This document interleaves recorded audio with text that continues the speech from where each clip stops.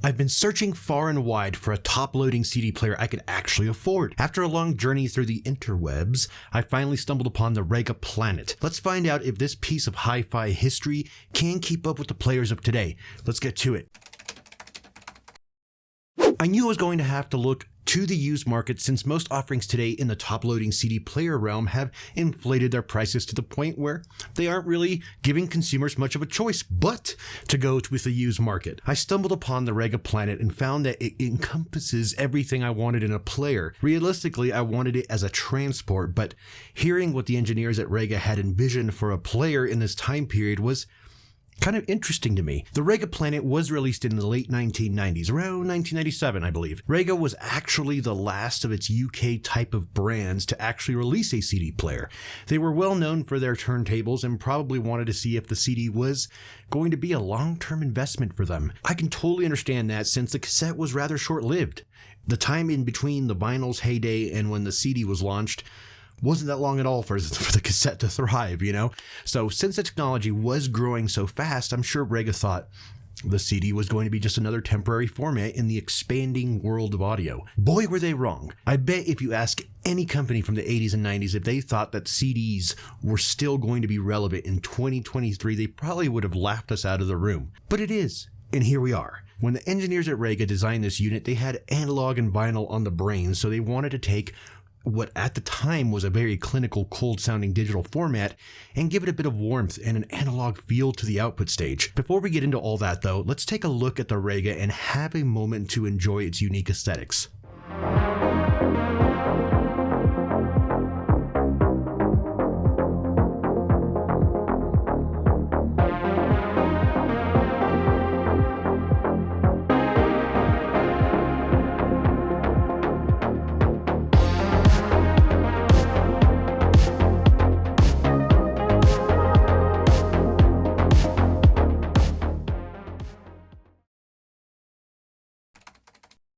I really dig how clean the Planet looks. For its $795 price tag at launch, it was considered to be affordable considering the quality of the unit itself. It has this interesting, sleek, minimal vibe to it which caught my eye even before I picked it up. As I mentioned earlier, I was seeking a top-loading CD player or transport for its flair, functionality, and cool looks. There is reasoning behind why Rega chose a top-loading design. You see, motorized trays can wear down over time and become less reliable.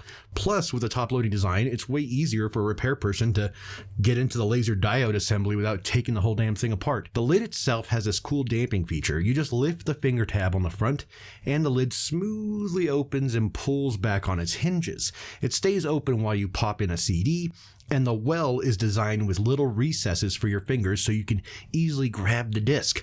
When you're ready to close the lid, just press down.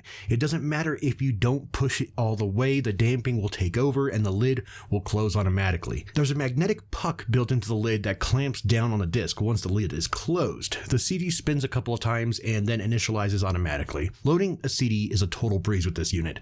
You can practically drop the disc into the well and it'll fall into place. The Rega Planet's design is super well thought out. The lid is made of metal and clear perspex, so you can see the CD label right through it. If you leave a disc inside, you'll know exactly what it is. There are even 3 raised circles on the top that let you spin the disc to read the label without opening the lid. The gummy feet at the bottom of the unit help a lot with minimizing unnecessary vibrations. It's not recommended on veneers or any other sensitive material since the gummy on the bottom oftentimes adhered itself to the finish of many media racks.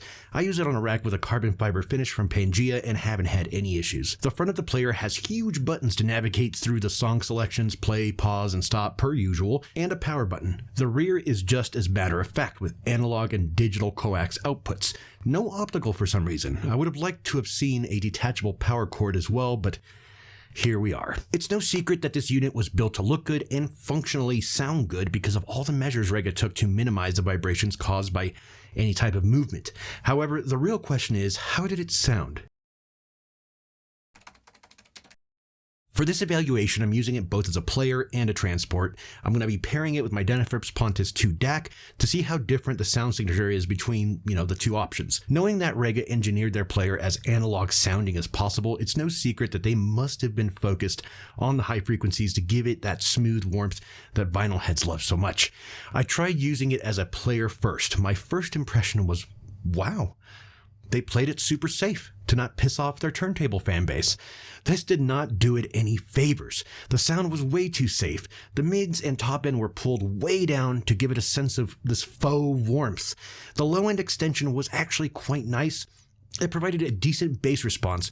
Overall, the sound itself was uneventful, and I just found it a bit boring. The soundstage felt a bit too narrow. The instruments were kind of just on top of one another. It felt congested. Now, I know I'm being way overcritical.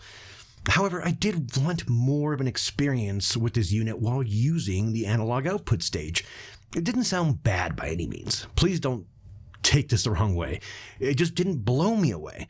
Now, this is completely subjective, and the next guy may love the smoothness of the sound and the tame mids and highs. However, I felt like they sacrificed a lot of detail and dynamics by attempting to recreate an analog style sound. I bet CDs plagued with the loudness wars may actually sound acceptable on this machine. Now, when I connected it through a digital coax cable to the Denafrips Pontus 2, this unit really revealed itself quite a bit.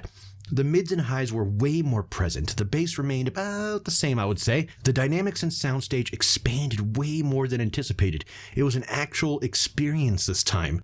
I would say using it as a transport with a nice DAC is the way with this Planet, which works perfectly for me since I was looking for a CD transport first. Now, I know a lot of people would beg the question, is this something that would perform on par with other transports and players with a more aggressive price tag? I'm going to say probably not.